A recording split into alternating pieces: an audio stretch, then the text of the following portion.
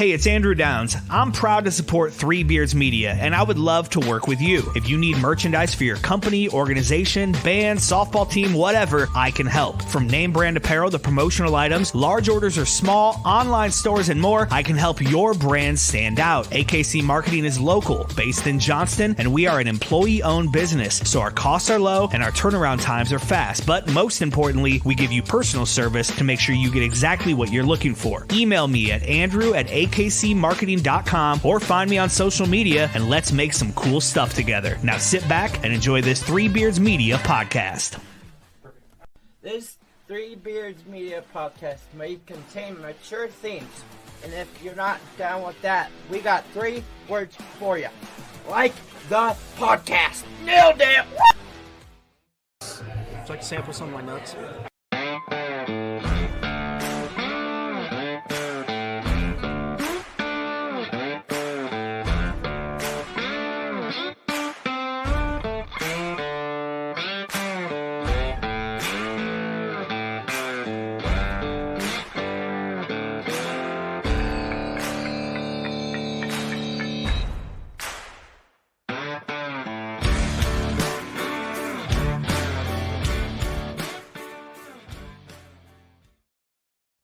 Hello and welcome to another episode of Old Man Strength. I'm your host, Chris Shipley.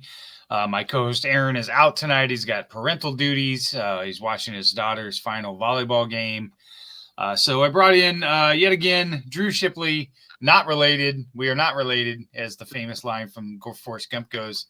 But Drew, how are you? How are you doing tonight? It's wedding week, Chris. I'm a little busy. Yeah, it's a big week for you. A lot of stuff going on personally. Getting ready to move back to the Midwest at the top of the new year. So that going on too. So I mean, things are good. Jenny took off to Des Moines this morning, so she should be pretty close by now. It's 16-hour drive, Chris. So it's a wow. It's a haul, but she's a road warrior. She can do it in a day. Don't you work for the government? Don't you have a lot of money? You couldn't fly her back? Weddings aren't cheap, though. So that's the problem. Right. I know. I'm aware. Also, with that being said, the dog went back home with her as well. Okay. The dog is in the wedding, as a matter of yeah. fact. Okay. So, sure. That makes sense. So, I appreciate that you wore the Washington Commanders jersey for me, just because that whole Hail Mary thing last week is already out of my mind. So I'm not near as offended as I would have been last week. Oh, I mean, I guess it could have been Texas Tech, but I don't have any of that gear. But okay. See, I ain't petty like that no more, Chris. I'm almost 40, so old man strength. I almost belong onto this podcast. There you go. Nope. Well, I appreciate you pitching in tonight. I'm super excited for tonight's guest. Tonight's guest is a personal friend of mine, and I've gotten really close to him probably in the last 3 or 4 years after some retreats at church and doing some projects together for the nights, and just overall just getting to know him. And he's got a long history here in Des Moines in radio, and then also in magazine and editing. So I am super excited to bring on our guest tonight, Dave Campbell, former Radio Dude magazine editor. Dave, how you doing tonight? I'm great, guys. How are you? Awesome. Good. Doing really well. Drew, we'll let you pass on, being nearly 40. Right, I know, right? It's been a long time since I've been nearly 40. Dave, I was thinking of that today because I was trying to figure out. I don't know that I know how old you are, but you reading at your background and when you graduated, I was like, there was a couple times I was like, let's see. How old do you think I am? Was without doing the math. 66. You shouldn't. Don't you know you shouldn't ask questions you don't know the answer to, Dave? I'm 37. I'm not old. That's the old Monty Python bit. I'm 62. Oh well, then see.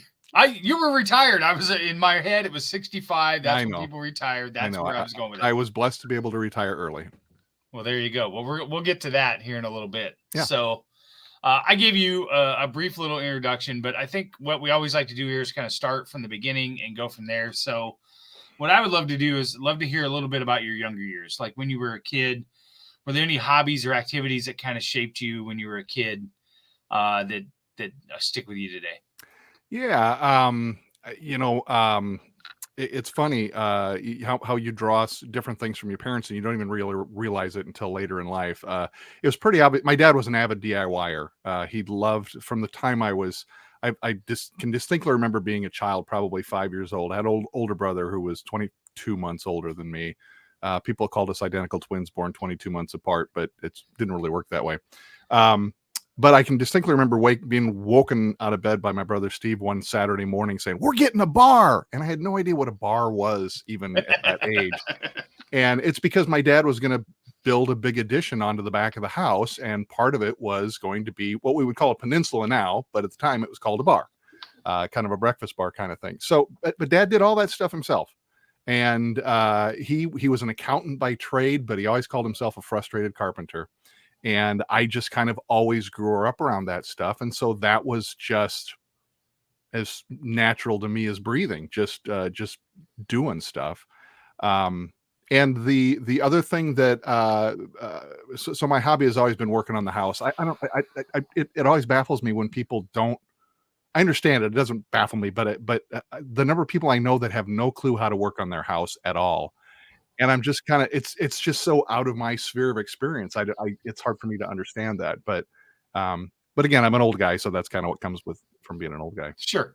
The other thing I like to do is, Chris, I sing. I've sang with your daughter Caitlin at church. I've been part of a music ministry group for about 25 years now, maybe longer. And I never sang in high school. I didn't do any singing at all with groups or didn't have any training or anything like that. I sing along with the radio was pretty much it. I know the lyrics to lots of old songs, but I didn't really think about. My dad could not carry a tune in a bucket, but my mom actually was a pretty good singer. So I must have gotten that from her side of the family, I guess. But those are two of the things that I guess sort of define me now. I'm still a very avid DIYer. I still love to work on stuff around the house. Since retirement, my buddy and I have remodeled 5 bathrooms now. We are not for hire. I was just going to ask. I got a main floor half bath here that I'm going to need some work done. We just say you can't afford us. That's right. There you go. But so very active in that, and then I've sort of formalized the singing with my friend Renee, who invited me to sing with her just out of the blue 25 years ago, and we've been singing together ever since. And that's another one of my passions is music. You mentioned something about it flabbergasted you that some people don't even know how to work on their house, and you learned a lot of that from your dad, I assume. I can remember there was something wrong in the bathroom, and I don't reflect a lot on my dad passing. Like he was, older and he was in bad health, and I know in my heart that he's in a good place and things like that. And I miss him sometimes, but I don't tend to dwell on it a lot. But there was something going on. I can't even remember what it was in the bathroom, and I was struggling to get it fixed, and I didn't know what to do. And I just remember going down and sitting on the couch and going, "This is one of those times where I wish I could pick up the phone and call my dad." Yeah. Yep. Or I wish I would have been paying him more attention when he did work on stuff. Now, that being said, our bathroom at my house may have been unfinished for probably 4 or 5 years. My dad worked sheetrock and construction, so he knew how to do it. It was one of those deals when you did it at your own house that was, at his speed, and he wasn't really thrilled about doing it. But I didn't say I finished projects, Chris. I do have a lot of the fear of completion syndrome in me. There's a lot of times when I will get a project, I love working on it, and I will get to the last 10% of the project, 5% of the project, and I just can't finish it, for whatever reason. I don't know what the story is behind that, but I know other people that have the same issue. Just fear of finishing, I guess, fear of not knowing what's coming next. I don't know. You kind of bring up a good point, Chris, about like taking notes from our from our folks. My old man's 65. He had a hospital scare, as you know, Chris, over the summer. And it made me kind of look back into, some of the some of the key things my dad taught me, and putting it down on paper, and like being able to recall that whenever I'm going to need, when he's not there for me, the ABCD type things. Like I'm not very handy myself, Dave, but there are a handful of things that will save me a lot of money in the long run that my dad has taught me. Even like things like recipes, like my grandma makes for like holidays and stuff like that. Hey, how do you make that chocolate ice cream pie? I swear to God, Dave, I've asked her this a dozen times in the last 20 years. I just asked her last week, as a matter of fact, and I've made it before, right? So things like that, putting stuff down on paper, being able to remember and recall those things when we're not going to be able to, Yeah, several years ago, my mom put together, gave all the kids this for Christmas. I have 3 siblings. I have an older sister, an older brother, and a younger brother. And my mom put together a binder with like recipe cards in it, sleeves that the recipe cards would fit in. And it had just tons of family recipes. My grandmother's oatmeal raisin cookies, that every time we took a trip somewhere, grandma would make the oatmeal raisin cookies, and we'd have this tin that we would take along with us. And so that's a really cool thing that you can do as a legacy, is to pass down those family recipes. I like to cook, but I cannot cook without a recipe to save my soul. There's some people that are just get it, and that I don't. I have to have a recipe in front of me. I don't know how to combine flavors. But I know what I like, and I like to make it. I do most of the cooking here, and Stacy was like, what recipe did you use? Oh, I didn't. I just came up with it off the top of my head. Can't do it. Let's try this. My soon-to-be wife, Jenny, which is this Saturday, actually, Dave. Congratulations. Thank you. She gives me a hard time actually using the measuring cups. Like, that's what they're there for. If it's on the paper, I'm not gonna pack the flour. It's a light scoop and slide off. Sugar. I am gonna pack the sugar.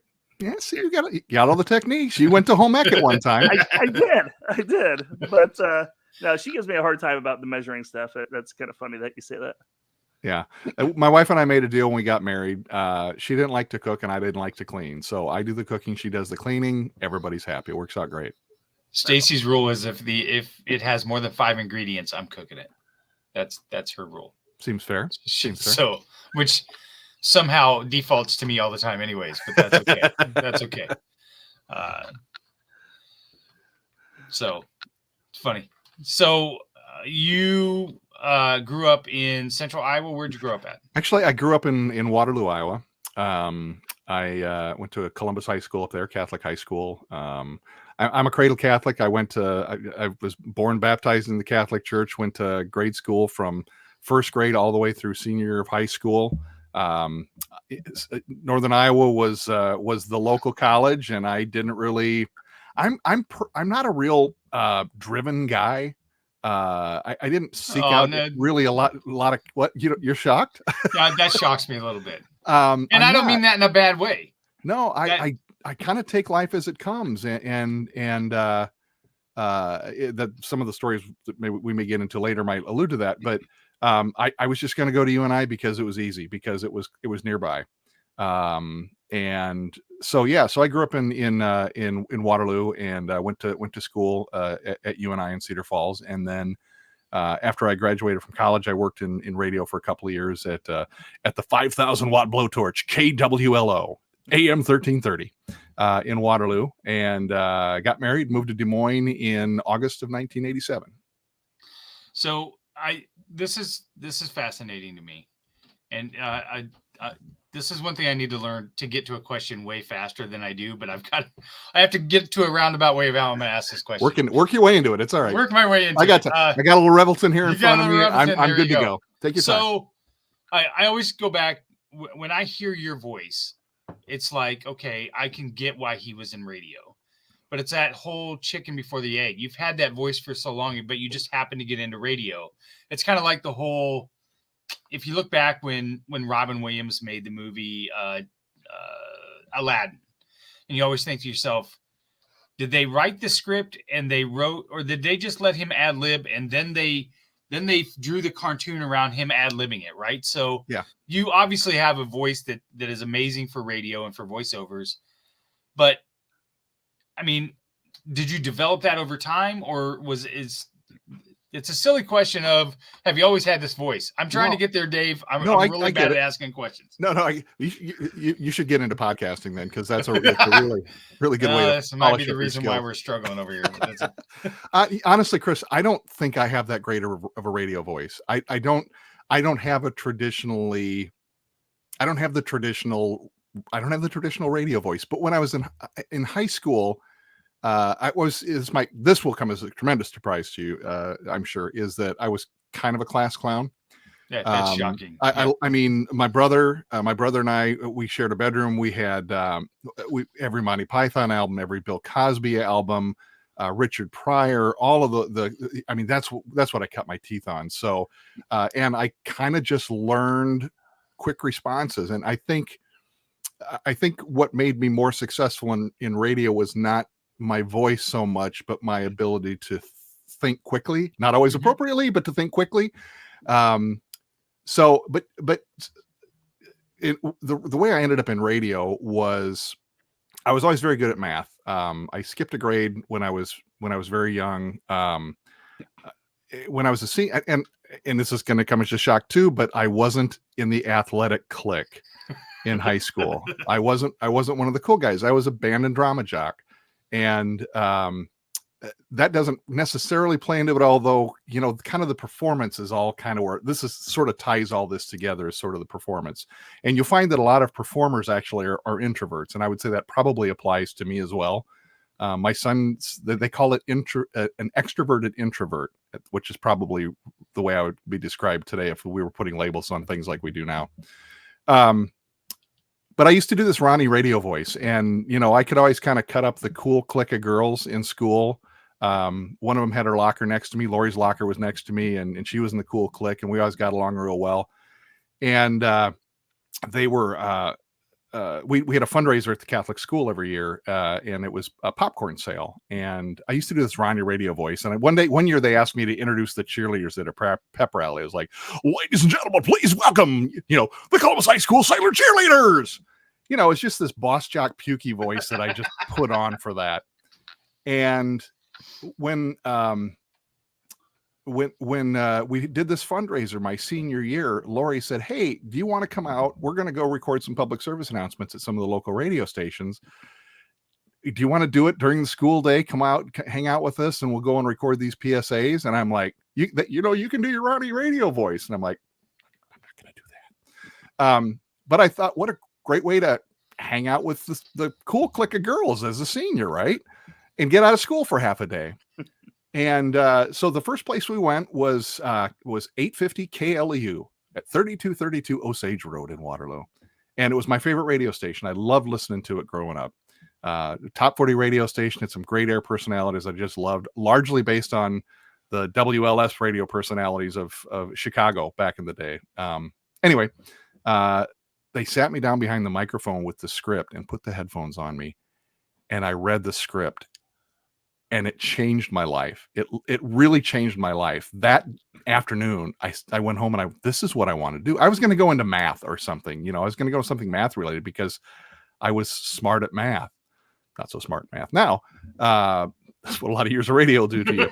But it changed. My outlook changed literally in that instant. And I said, this is what I want to do. I want to be in radio. And so I went home that night, looked at the UNI catalog. This was the middle of my senior year. And I was going to go to UNI for something math related. And I looked through and I found out they had a speech, radio, TV degree. And I declared that as my major when I applied, and I never changed it. I stuck with it all the way through. People change their majors 2 or 3 times during the course of their career. College, I never did. I went straight through. I got an internship at 1330. It was KWWL at the time. Try saying that really fast when you got to say your W's, not W's. And it was funny because there was probably 10 of these internships available, and everybody else wanted the public radio ones. They were like, I went to a public radio. And they said, okay, we have this apprenticeship at KWLO. Who wants it? I looked around the room and nobody else was raising their hand. I'm like, hell yes, I'll take that. And that's how I got started in radio. And I went to the radio station and they said, we don't know what to do. You can sit in the control room with the DJ and watch what they do and kind of learn how that's done. And then you can go back in the back room and you can sort some records. And that's kind of what I did. And it turned into a part-time job. They had one guy that quit. So I ran the God tapes on Sunday morning. I would be there at 6:00 in the morning and run all this pre-recorded religious programming from 6 in the morning until 1 in the afternoon. And, I'd do the weather in between and whatever else. And that was what I did. And that bloomed into a whole career in radio. Dave, you were saying that you didn't feel like you had a traditional radio voice. Could you kind of describe what that looks like to you, or sounds like to you, rather? You think of somebody like I'm trying to think. There's no really strong radio personalities now that would be known all over the place.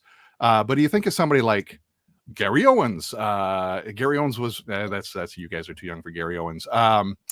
Larry Lujak. No, you're too young for that. Like Ryan. Man, you are old. I'm 62. I was born in 19. Hey, this is my golden year. I'm 62 born in 62. Casey Kasem. Well, he doesn't even have a classic radio voice. He's sort of, he's up here like this, and that's not really what you think about. It's just that really. Would you say maybe I can't remember his name. He's talking like this, and hi everybody. Yeah. Larry Moffett Morgan. But there's so many people that defy that classic radio voice. You look at Lou Seipold. Lou was on with Moffett and Morgan. Larry Morgan's another one who doesn't have a classic. There's a lot of very successful. How about Jack Emerson? Jack Emerson. Jack is so down home. You don't even think of him as being and that's honestly what makes it work. That's a successful radio personality. It feels like a friend. It feels like that person is talking to you one-to-one. You don't want to sound like you're being puked at. You want to be talked. You want to be conversed with. And I think that's something that I excelled at. So you started there. When did you move to WHO? So, got married August 1st of 1987. My wife, Annette, had already started her job at the Iowa State Auditor's Office. So I moved down after we got married. And that summer I had come down and I had 7 years of on-air experience under my belt at that time. And came down and we came down one weekend and I had called ahead trying to talk to program directors to try and see if I could get a full-time job in radio when I came down here. Nobody had anything for me. And I get it. There's just not that many radio jobs, period, in any given city.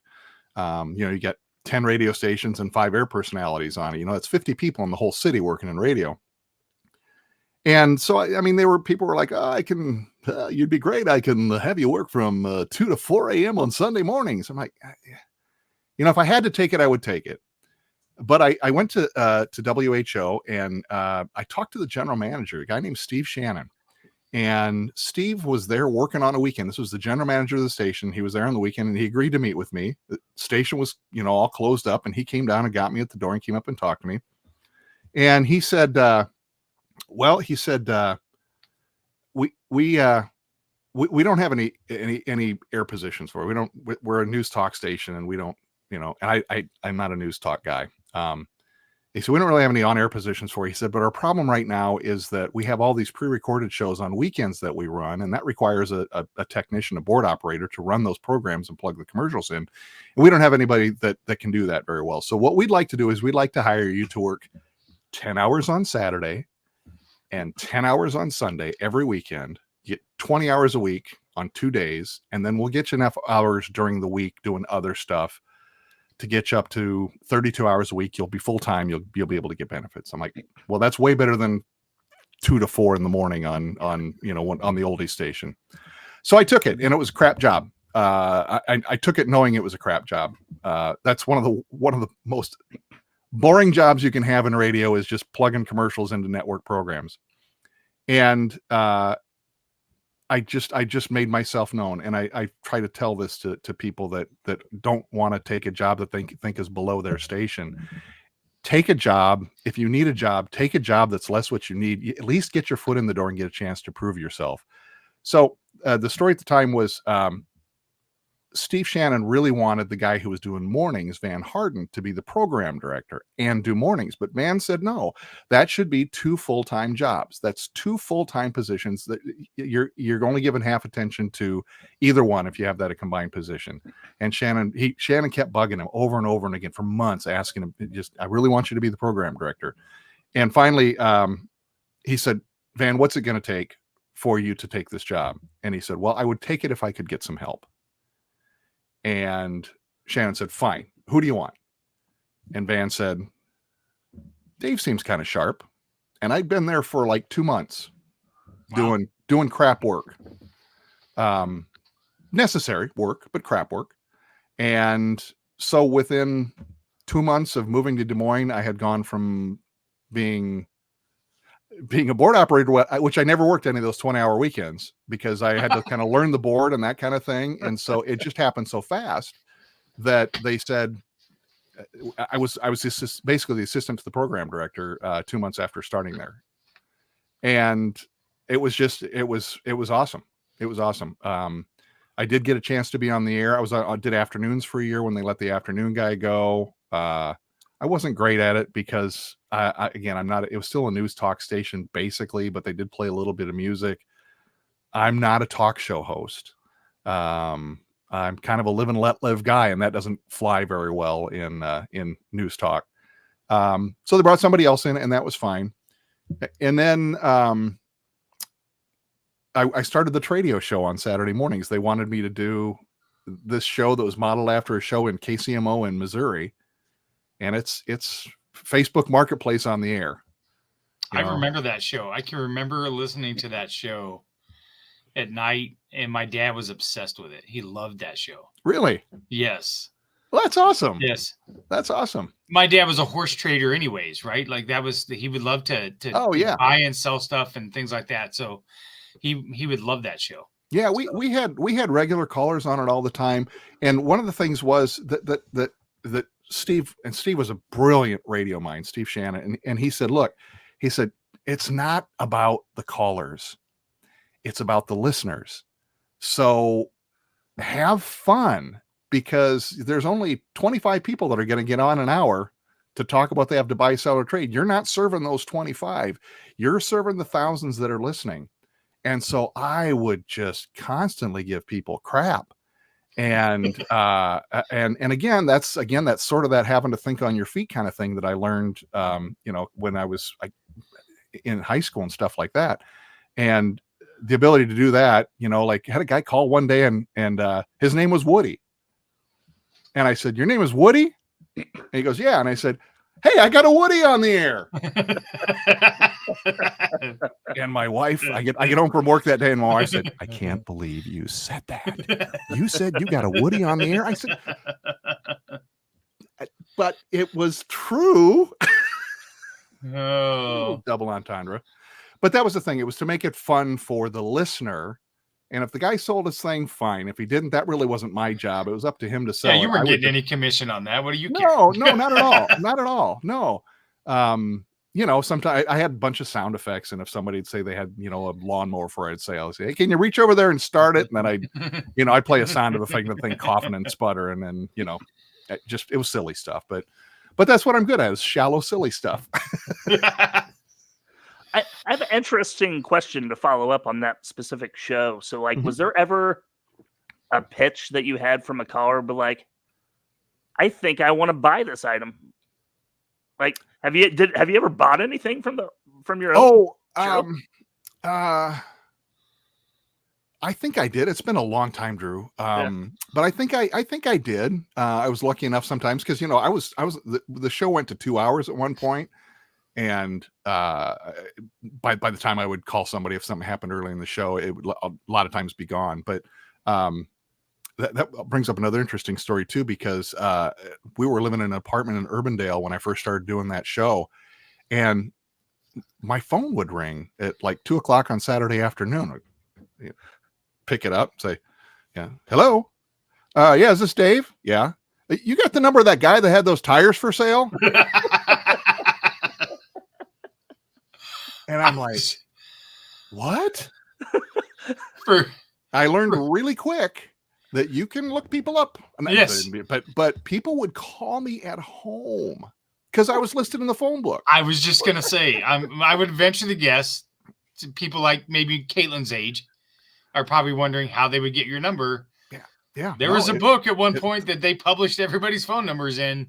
And I didn't have it unlisted because when we moved to town, I wasn't working. There was no reason to do it that way. Well, and it cost a lot of money. You think about it now, could you imagine just a call in show where people just called in and just threw out their phone number for people on the air? Now, like that would never happen now. Right. Yeah. No way. Yeah. All the privacy concerns and all that. So the follow-up to that is several years later, we used to do the Crystal Studio at the Iowa State Fair. And people would come out and, we had all the air personalities had to come out and spend at least a little bit of time, not in the broadcast area out there, but in the area that the people were walking through and just shaking and howdying and stuff like that. And a guy came up to me one time and he goes, "Are you Dave Campbell?" And I'm like, "Yes, I am." And he goes, "So am I." And I said, "Oh, any calls for me?" "Yeah, I have to have my number changed at least 3 times a year." I'm like, "I'm sorry, but it's my real name. I didn't make up your name. It's my name." But your wife is the main number, the main name in the phone book. I don't know what to tell you. Well, actually, that's what we ended up doing. So in order to not have my number listed and not pay for an unlisted number, which was pretty expensive at the time, we just put the phone bill in her name, put the number in her maiden name, and nobody could find that. My family sometime would have a hard time finding us if they needed us. Right. But that was fine. That's how we got around that. But yeah, it was crazy. I remember you told a story once. I believe, didn't you take calls when because Rush was on WHO for a number of years? Rush Limbaugh, yeah. Did you not have to take calls about him and talk to people a lot about why he was on the air or whatever? Yeah. So I was married August 1st, 1987, and Rush Limbaugh started on WHO radio on August 1st of 1988. I just remember because it's my anniversary. It was my first anniversary, and you can imagine Rush's. He was well known in Sacramento. He was a local radio host for a long time. He didn't just suddenly achieve national prominence, but he started off his first day because nobody knew what he was and nobody could call because the show had just started. Nobody knew about it. He started off with his 35 undeniable truths of life, which you can imagine. One of them was feminism was created so that ugly women could have access to the mainstream. Jeez. And it went downhill from there. So the switchboard was getting the calls at the front, and they would route them up to me because I was the assistant program director. Yeah, because they're not bothering Van with that. No. And so I learned pretty quickly how to diffuse angry callers. And the trick is to just not say anything. Let them talk. Because a complaint call goes something like this. "Yeah, you got that Rush Limbaugh on the air." And as longer they talk, and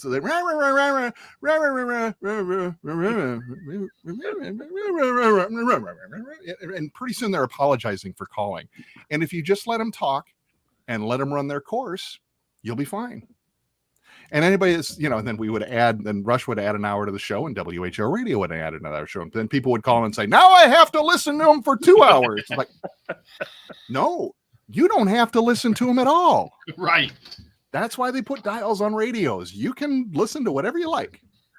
Or the classic response of like, "Rush Limbaugh is not here in the studio." Right. Yeah. He's not here. I don't know what you want me to tell him, but I'll pass on. Yeah, but I mean, politics aside, he really, really knew how to engage an audience. And he said it many times on the air himself. I mean, he had what he called, was it the condom update that he would do? And the theme song he would use was Up in the Air in My Beautiful Balloon. But he mentioned on the air, he illustrates the absurd by being absurd. And that was his whole take on things. I think he got to drinking a little too much of his own Kool-Aid later in his career, but he was on the air for a very long time and very successfully. Yeah, he was. You sent us a little bit of information. I want to touch on a few things. Sure. You're lots of notables since we talked about Rush. Oh, yeah. Just give me your top thoughts. How did you interact with President Clinton, Bob Dole, and Jesse Jackson? It was basically a nice to meet you handshake kind of thing. Being the big news talk giant in the state of Iowa, where all the political candidates came through, sure. They would frequently make appearances on our talk shows. Jan Michelson's show was the midday show. Extremely talented air personality, news talk host, and he would oftentimes have them in the studio, and sometimes it would be me bringing them up from the lobby, bringing the. So I met, Jesse Jackson. I met Bob Dole. I met Clinton. Bill Clinton was during the floods of '93. I wondered about that. I wondered if that was, he was. That's a funny story behind that. The Secret Service came through. So of course there's no water in Des Moines during the floods of '93. The waterworks had been run over with flood water. And so the president was coming, and he was going to address, I don't know if it was the nation, but he was going to appear on WHO for some time and talk about the flooding.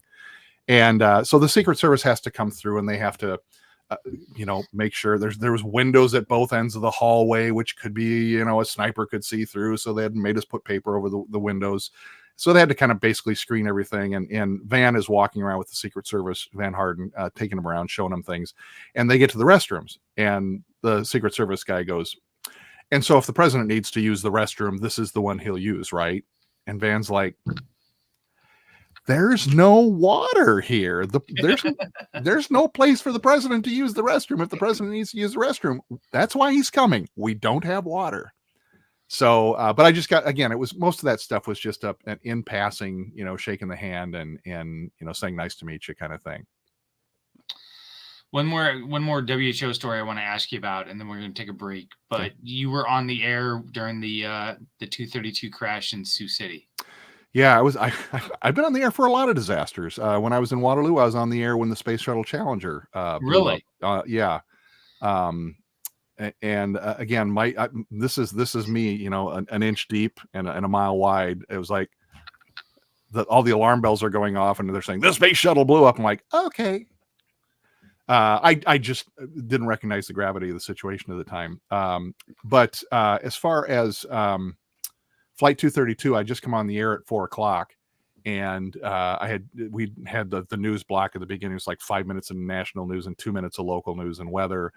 And I had I used to do this David Letterman type intro to my afternoon show, and it was about a minute long. And in the middle of that, and the newsroom at WHO was on the second floor. So the radio studios were on the third floor. News was on the second floor and opposite end of the building.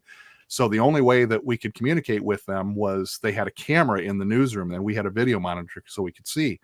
And in the middle of my open, Kevin Teal, the news guy, is waving his arms frantically in front of the camera, and I'm like, I don't know what you want. And so in the middle of the program open, I dumped it and hit the breaking news sounder, and he came on and talked about how this plane had just crashed in Sioux City. And of course, nobody knew anything at the time that there was going to be 180 survivors or whatever it was. But yeah, it was, and you just kind of go with the flow at that point. And news mostly took that over. We went commercial free, just so we can continue as much as possible. Sometimes you just needed to regroup in the newsroom, so they might take a 2 or 3 minute commercial break to do that. But yeah, it's you just got to be ready for just about anything and go with the flow. I'm going to ask one more question, and then we'll get to this break, because it's kind of dawned on me. You worked for WHO Radio. You worked for people like Jan. You worked with people like Jan Michelson, who, in a sort of a way, was I don't want to was the talking head opinion show at that time back then, but I think they were much more based in fact and some reality and things like that. But overall, how do you feel, and without getting deep into politics, because that's not what this is about, but how do you feel the news organizations are handling things like that now? Like, there's such a blurred line, I think, on some of these major news story stations when you have these personalities on here, both right and left, that are an opinion show on a news organization. Yeah, I didn't really think too much about the neutrality or I didn't really think too much about the politics of news broadcasts until 2016, when Trump got elected the first time. Everybody was so sure that Hillary Clinton was going to win that. All the polls showed it. Everybody was so sure. And I remember sitting down and watching the news coverage that night and watching reporters openly weeping on national TV about the election. And I went, if you thought prior to tonight that there was no bias in the media, this shoots it all to hell right here. Because if you are truly unbiased, you report the news. You don't cry your eyes out because Hillary lost.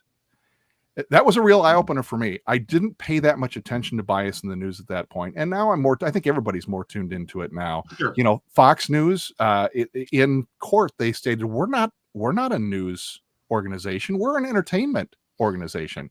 And I don't think that those two are necessarily mutually exclusive. I think you can be a responsible journalist and entertaining. I think Fox probably said they were entertaining mostly to avoid the lawsuit, but yeah. And you can find it online. I can't remember who does it, but somebody does a media bias chart. That it's you've probably seen it. It's this big graph and it plots where everybody is left, right, center. And I think it's pretty accurate. I think it's pretty accurate from what I know. And I'm always kind of interesting when News Nation came on to see where that would fall, because, you know, their claim is unbiased. And I think that they are, I think that chart, those people that put together that chart, I think they put them just a hair to the right of center. So I think that they would say that they're just a little on the conservative side, but they're about as fair as you're going to get. I'm not a big sit down and watch news channels person. So I don't really, I've been interested in that. I should watch that sometimes. I just don't. Yeah, I'm curious to always hear from people that were in the industry before and to see the change or whatever. I read a book, and this is probably the first time that I really recognized when it started to happen. It was a former CBS reporter. I think his last name was Bloomberg or something like that. Goldberg. It might have been Goldberg. And he was talking about at the time when Steve Forbes was running for president. And his tax plan, a lot of the headlines would say like words like radical or things like that. And, you know, it wasn't necessarily a radical idea. It was different. It was something that wasn't talked about before. But for them to use that term radical was an example of him saying of how the media uses words to slightly bias people's opinions based on that or whatever. And that was the first time I had read that. Yeah, 100%. And realized even just using the words like that can somehow move towards a narrative. So yeah, I completely agree. And I think especially in this era of social media, you know, with clickbaity headlines, you know, that's the other thing. I mean, it's gotten really extreme, but it's always happened that way. Sure. But you're right. Until somebody points it out, you don't think about that. You just go, okay, yeah, maybe it is radical. And then you go, wait a minute, is it really radical? Right. It's just different. Yeah. Yep. Yep. All right. Let's get a word from Revelton Distilling Company and from Greenberry Realty, and then we'll come back. And Dave, I want to switch gears and talk about, I'm fascinated that you would leave a career and go to try to do something else and how you got that job. And I think I've asked you this personally before. Do you realize how rare that is that opportunity happened for you? So let's come back after a word from our sponsors. Making great tasting bourbon requires the perfect combination of ingredients, conditions, and time. The longer it rests, the better it tastes. Revelton Distillery's new single barrel bourbon is made from 80% corn, sourced 100% from Iowa farmers. And unlike mass-produced bourbons, each barrel of Revelton's single barrel bourbon is unique, proofed on when it tastes best. As they like to say, it'll be ready when it's ready. And to ensure the highest standards of quality and flavor, owners Rob and Christy Taylor oversee the production and bottling. Every single barrel. Iowa born, Iowa aged, Iowa bottled. Try the new single barrel bourbon from Iowa's own Revelton Distillery. ReveltonDistillery.com.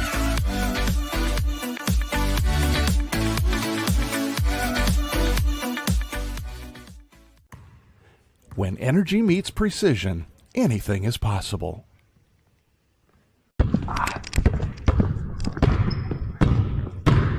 I'm Carter Hawley, the Chief Energy Officer of the Iowa State Cyclones. I'm full of energy on and off the court, but nothing gives me more energy than helping families find their dream home. And that's where Green Beret Realty comes in. They're more than just realtors. They're a team dedicated to getting things right for you and your family, just like we get it right on the court. No basket. Fouls on the floor before the shot. Out of bounds. Come on! Can you believe that? You can't take that away from me. That call was absolutely terrible. Are you guys cautiously trying to be this bad? I mean, does your mom not love you? Have you seen how old my partner is? My back hurts already from carrying him all night. And I've heard enough out of you. So you're gone. Fine.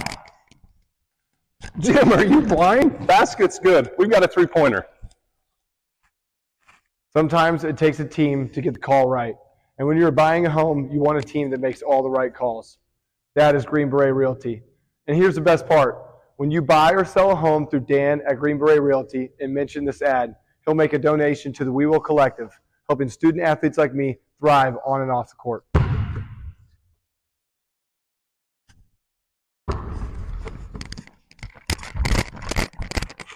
That call's so easy, even we can make it. Green Beret Realty, because getting the call right means everything.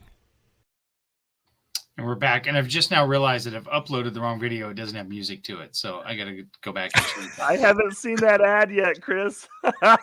Yeah, that was a fun afternoon. That was a fun afternoon. And, you know, obviously the voice of Three Beers Media, Dave Campbell, does all our ads at this point. Gotta love that single barrel bourbon right here. There you go. There you go. So I guess let's just start it this way. You moved away from radio. What was the reason that you moved from radio, and then what makes you go to do something you've never done before? So after WHO, when I was at WHO, the sister station was KLYF 100.3. It's the bus now. They actually recruited me from totally being off the air to doing mornings. Mornings are the top position at any radio station. And so again, it was one of those little weird things where it was like, you know, I'm a cut up around the office. I knew I could do it, but the fact that they recognized it, that would translate to on the air, and maybe the Tradio days helped that too. I don't know, but I was very fortunate. I got to work with the Queen of Morning Radio, Pam Dixon, who passed away several years ago, but we had a great time. She was an awesome partner. I did mornings with her for 3 years. The program, she left because she was going through a divorce. Her daughter was 4 years old, I think, at the time. And where do you get daycare at 4 a.m. When you're going in to do mornings? And so she got out of radio. And so I was left without a partner. And the program director at the time went through the motions of finding a partner for me. But what he actually did was find a partner for himself. He wanted to do mornings all the time. So he basically said, I found a partner, I'm taking her, and I'm taking mornings and you're moving to afternoons. My son was 9 months old. I had a newborn daughter. I would get home from work at 7:30 at night, have dinner, and put him to bed at 8. So it was one of those things where it was like, I got him to shorten my shift to 6 o'clock, but it still wasn't great. And so I was getting pretty fed up with it. Radio started to become, thanks to deregulation, used to be ownership limits. You could only own so many radio stations, period, and only so many in any given market. That was all sort of being fizzled away. And it was corporate radio. I was part of a group, J-Core it was called, that was like 1,500 stations. It's gone through a couple of names now. It's what you probably know as it's iHeart now. It was Clear Channel. It was J-Core.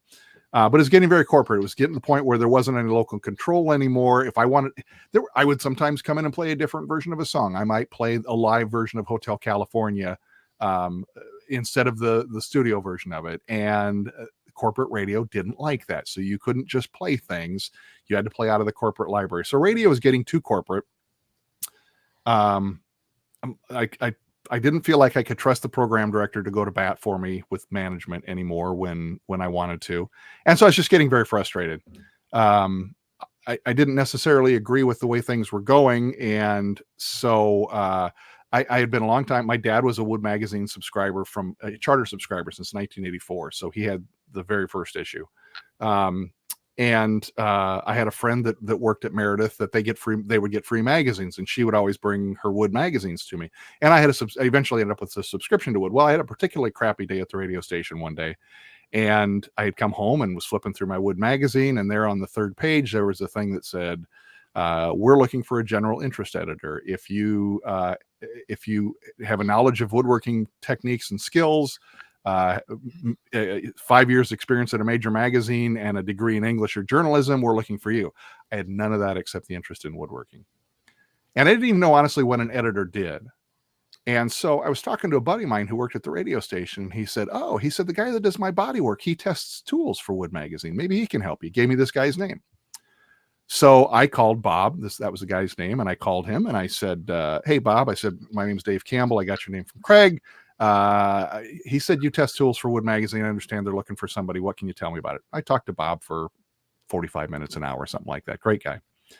And he says, the guy you need to talk to is Bill. Bill's the one who's doing the hiring. I'm like, well, do you have his number? Well, sure. So Bob gave me Bill's number. So I called Bill direct, said same thing. Hey, I see you're looking for this. I don't, can you tell me something about it? Talked to Bill for about a half hour. And then Bill's like, well, okay, we'll drop off your stuff with HR and we'll go from there. And I thought, well, that's it. I'm flushed. I'm done. That's it. He's just, that's the end of the phone call. That's the whole thing.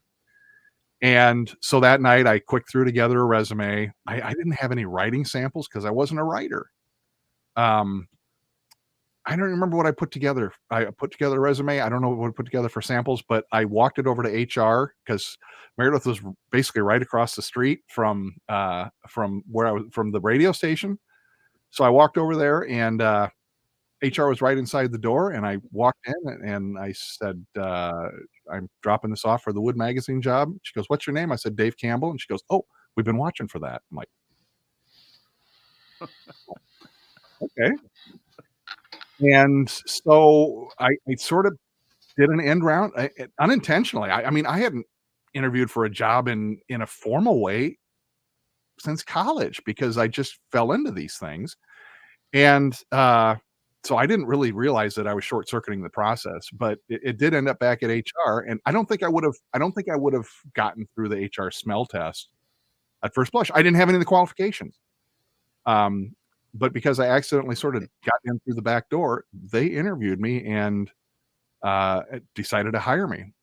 And they called me one day and said, this is before they offered me the job. They said, we'd like to get together with you and have lunch if that works. We'd like to talk to you. And I said, yeah, that's great. And he goes, you like seafood? I hate seafood. I hate it. Yeah, seafood sounds great.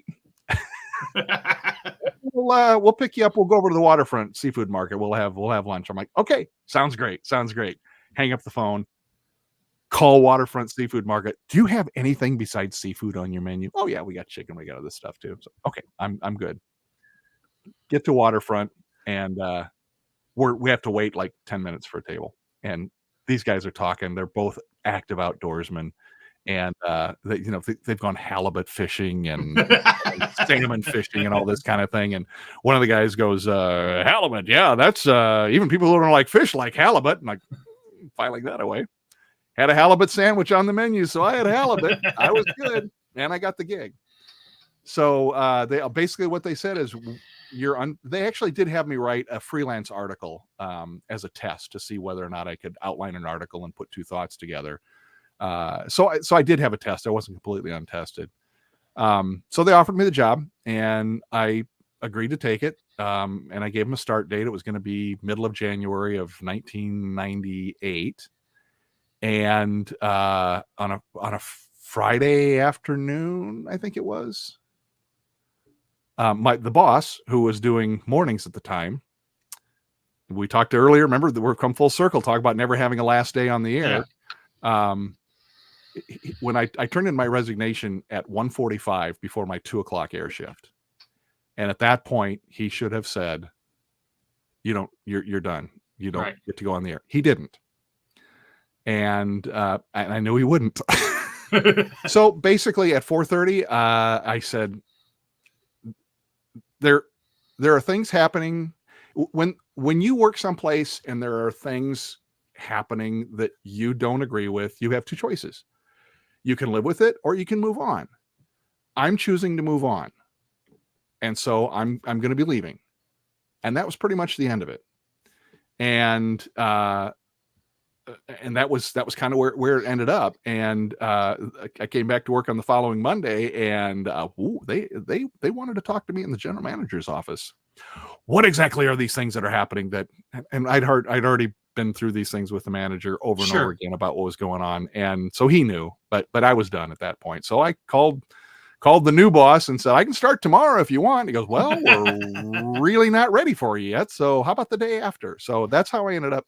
That's how I ended up in publishing instead of being in radio. Words is words, Chris. That's kind of the way it comes down to. I was either speaking them or spitting them out on a typewriter. And so, yeah, that's how I ended up with that job. And it worked out well for me. Talk about that transition into print media, Dave, from broadcasting. So I kind of, a little background on myself is I'm on the military side of things and public affairs. I started in print journalism, photojournalism, and then went back and went to the broadcasting school here at the Defense Information School here in Fort Meade, Maryland. Oh, excellent. So tell me how that transition to print was for you then from broadcasting, the opposite way that I did. I'm interested in how that looks, because I mean you probably did spots, right? Like you built your own spot ads and stuff. Oh yeah, on the broadcasting side.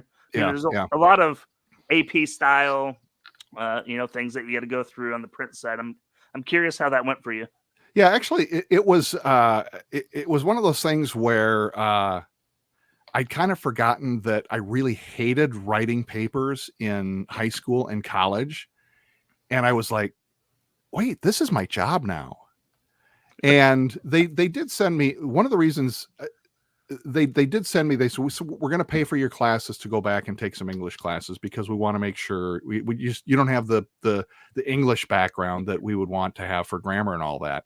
Not that they thought I was a bad speaker or anything, but I just didn't have that formal education in that. So I went up to Grandview College. It was at the time, wasn't a university then. And I took a class up there. I took a creative writing class, and I aced it. And I found out that I really was a pretty decent writer.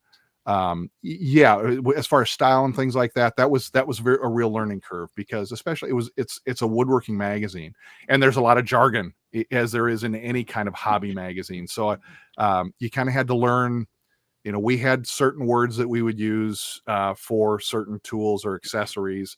There was, there's 5 different things that you can call a guide bushing, but a rub collar, you won't know these things, I guess, not being woodworkers, but Wood Magazine had a word for that, and Wood Magazine spells table saw as 2 words or as 1 word, and most people spell it as 2 words. So in addition to we did use the AP style book as sort of a guide. That was sort of the first line, but then we had a second style book that also covered all of the things that we did that were specific to our magazine. A lot of it was based on Better Homes and Gardens, because Better Homes and Gardens was sort of our parent publication. In fact, the full title of the magazine is Better Homes and Gardens Wood Magazine, because it was an outgrowth of that. So it was, I figured it'd be easier because, in radio, you've got a deadline every 3.5 minutes, right? You've got a song.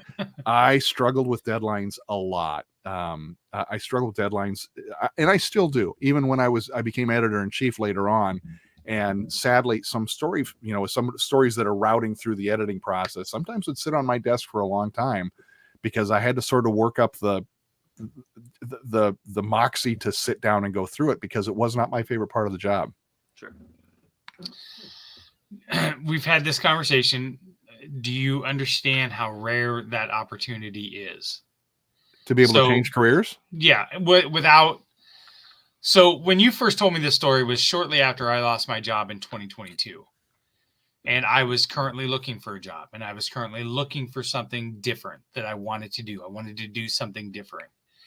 And I remember just thinking to myself, I can never get through the HR process. It's so cold and informal now. You have to know somebody to know somebody. And then even then, the majority of the time they're looking for somebody that already has experience, and that old adage of, well, okay, how do I get experience if you're never going to give me experience? Right. So when you told me that story for the first time, I was fascinated that I don't want to be hyperbolic, but it gave me a little bit of hope. And I'll tell you why. Because I never knew that you had all this time in the radio before. I just knew you had worked as the editor of Wood Magazine. For you to take that job with no experience and to build a 20+ year career out of it, just continue to give me a little bit of hope of sometimes somebody's going to give me a shot to do something different. You know what I mean? Yeah. Yeah. But I wonder if, and we'll turn a little bit here, how much your faith played into making jumps like that without having a sure sign of where you were going to go. Yeah. I mentioned earlier, I'm a pretty take it as it comes guy. I'm not a real driven person. I've often said, people say, God never gives you more than you can handle. And I often say, he must not think I can handle very much, because he's given me a pretty good life. And I've just kind of fallen into these things. Where my faith comes into it is just trusting that there's always an out, and knowing that there's no mistake that can't be undone. There's always a way out. And, knowing your situation, Chris, I know that it's been a struggle for many years in between, but now you have landed where you need to be. And, right. And it's just, you just have to, it's trust, right? You just know that I just trust that I'm on the path that I'm supposed to be on. Yeah. I don't hear voices. I don't hear, it's just, I just kind of go with my gut, I guess, for lack. And I guess what I call going by my gut maybe is the voice telling me which direction to go. Never really quite defined it that way until this moment, but that's probably what it is. I just trust. And I also try to look at, I just reposted something on my Facebook a week or so ago that basically it's like, you know what, 3 generations from now, nobody's going to know me. The things that I've built, my car, my house, all the stuff that I've done, I build woodworking projects and I give them to my kids and I hope that they'll pass them down to their kids. But after that, once I become great grandpa or one generation removed from that, they'll have no idea who I am. So life is too short to worry about that stuff. Sure. It's just, you just gotta I just roll with it. Yeah, it's funny that you're on tonight and we're talking about this time period, because I was actually at Sam's Club yesterday, and I'm walking through Sam's Club and a woman walks by me pushing a cart, and it was the lady that laid me off 2 years ago.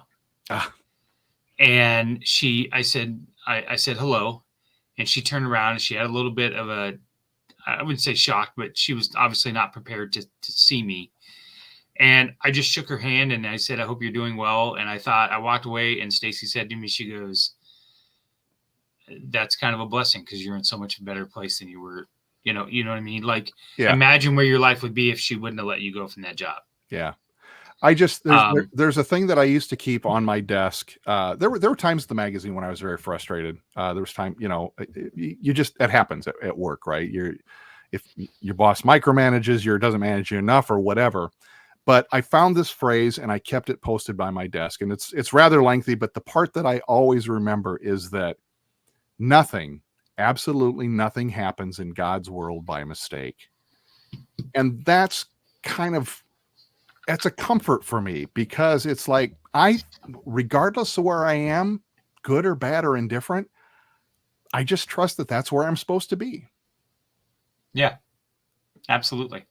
All right, we're gonna move into the next segment. We've got 2 quick segments here that we go to. Obviously, this one is going to be our Kyle Wintrust mortgage question of the pod. So, Dave, the way this works is I will ask you the question. We'll play a quick word from Kyle Lehman, and then we'll come back with your answer here. I'm going to go to the old tried and true one that we've asked since the beginning of this pod. You have a time machine DeLorean that you can go back 10 years from now. Actually, you're 62. Let's go back 15 years from now. That was a real dick move, Chris. Yeah, kind of. Yeah, all right. It was. I know. It was. So help me with the math. 60. So it's 47. 47. Go. All right. So you can go back and give yourself one piece of advice to 47-year-old Dave Campbell. What's that piece of advice? So hold your answer. Let's get a word from Kyle, and then we'll come back with your answer. All right. Whether you're buying, selling, or refinancing your home, or if it's simply time to renovate the one you're already living in, you need an experienced mortgage professional to help you analyze your financing options and to make sure the closing goes smoothly. And that's exactly what you get when you call Kyle Lehman at Wintrust Mortgage.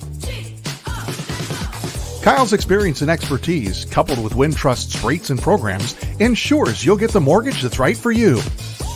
You may even qualify for down payment assistance.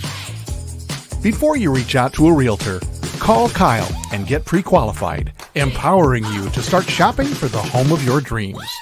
Call Kyle at 515-473-0546. Kyle Lehman Wintrust Mortgage, 515-473-0546. All right, and we are back. Man, is it weird to hear your voice, Dave? No. But it doesn't sound to me like it sounds to you. I promise you. No, I get it. Nobody's voice. It sounds. My voice recorded sounds different than it does in my ears, but that's true for everybody, I guess. All right, so 47-year-old Dave gets a visit from 62-year-old Dave. What piece of advice are you giving? I don't know if I would give this advice to myself because I kind of live by it anyway. But I just would say, don't take life too seriously. I think that's just it's just, there's always other opportunities. My daughter was laid off at Coe College this past summer. She looked for work all summer and couldn't find anything. And in the fall, they called her back and offered her a position they'd created for her that was better than what she left, same place. And if you don't sweat that stuff too much, things come around. And if you don't worry, if you fret and fret and fret, you're going to make things worse for yourself. But just accept and move on. And don't, as far as not taking yourself too seriously, don't be afraid to take a lateral move or a step back to get around whatever the obstacle is. I did that. I did that in my career to get to HO, right? I mean, I was a personality, and most people would have said, maybe not most people. A lot of people would have said, I'm not going to go back to just being a board operator running network programs. That's below me. I did it, and I took it because I needed it, and it turned into a great opportunity. I got a chance to prove myself. And I think that's what I was trying to tell my daughter as well is, you can take a lesser job. just got to get around the obstacle you have now. And sometimes that's a lateral move, sometimes it's a step back, but you always can get around that obstacle. That's great advice. So I've been in the National Guard for 21 years, Dave, and I've oftentimes had difficulties, for lack of a better term, to acquire a tenured job, a permanent job, right? That happened for me last week. Excellent. After 21 years in the Guard, I'm now have finally piecemealed together a career long enough to where, doing this job for a year, doing this job for 2 years, Central Iowa. I'm out here in DC now, just trying to piece it all together to get enough time to retire out of this thing. Yeah. To finally 21 years later get to that where I need to be. I took a lot longer round the obstacle, or not necessarily know what the obstacle is all the time, or just several obstacles depending on that period of my life. It's definitely satisfying now that there's light at the end of the tunnel. I finally getting a job that I want. Yeah. Has progression and then permanence. And we're all the sum of our parts, right? So every sidestep you take, every misstep you take is part of becomes part of your being and part of your fiber, and that all contributes to the next thing, right? So, even though you did a number of things for those 20 years, all of those things contributed to putting you where you are now. You can't help it. You're a sum of your parts. That makes sense. I appreciate that. Okay, we're going to finish up with our fun little segment here. This is the STFU segment where Drew and I shut the fuck up, and Dave, you get to say whatever you want, and we can't interrupt you. Any topic, anything you want to say. But as I tell everybody on this pod, this segment came from a place of charity. Steph Copley, who is a very good friend of mine, came on the pod once and once famously told Tim to shut the fuck up because she wanted to get her point across. And we thought it was so funny, we decided to make it a segment. So we are inviting people to donate to the Young Women's Resource Center. So we'll listen to a quick snippet here from Steph. And then when we come back, the mic is yours. Not that it hasn't been the entire night, Dave, between commercials and everything else. So let's go ahead and get a word from Steph real quick here. Hey everybody, it's Steph Copley, the woman behind the STFU segment on the Old Man Strength podcast. When I told the guys I wanted to sponsor this segment, they recommended that I make a charitable donation instead, so that's what I did. I chose the Young Women's Resource Center in Des Moines, Iowa. They're a nonprofit that supports, educates, and advocates for girls and young women ages 10 to 24. Their whole goal is to make sure that these young women become strong, self-confident, and successful. And if you know me at all, you know that aligns with my goals as well. If you're interested and would like to donate, check them out at ywrc.org and donate today.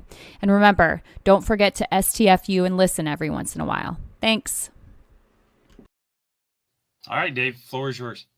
Well, I appreciate the opportunity to come on with you guys tonight. I've really enjoyed this. I honestly, although I blathered on all night tonight, I find my own self rather boring. I don't really, I've been invited on another podcast one time, like, who wants to hear what I have to say? So I don't think my life story is that interesting. I don't have any hardship in my life. I did lose my dad right before COVID, but it was a blessing when it happened. He had Parkinson's disease, and he passed right before COVID. And my mom went to see him every day up until that point, and I think it would have killed her if she'd not been able to do that. But that's side point. I'm just saying I just haven't had really any hardship in my life, so I find my whole life rather uninteresting. But I guess I've given other advice throughout the course of this cast, and I think that's one of the things too is I try not to take life too seriously. And I think that's a good way to go, especially that, we're recording this the night before the election. And I know friendships that have been blown up over political differences, and it's just not worth it. It's just not worth it. Life is too short. Enjoy it. live it, love it. And that's all I got to say. Well, Dave, as we've talked about before, even in our welcome program that we went through and whatever else, everybody has a story, and everybody, I think, can get something out of everybody's story. And that's part of what we try to do here at Old Man Strength, is tell people stories, inspirations, whether it's talking about our dads or our families or our kids or whatever. And I truly meant what I said when I told you, your story did really kind of inspire, because I was really struggling at that time of finding my place. And to your point just a little bit ago, when you said to go around that way or whatever, I really feel like this job that I have now, 2 years ago probably couldn't have done this job, because I wouldn't have realized what a great opportunity it was. Whereas when I have a little bit of a setback, I can look at some of this stuff and go, I'm really grateful for the opportunity here. And we're going to work really hard to prove everybody, A, that I deserve it, and B, I kind of want to stick it to some people.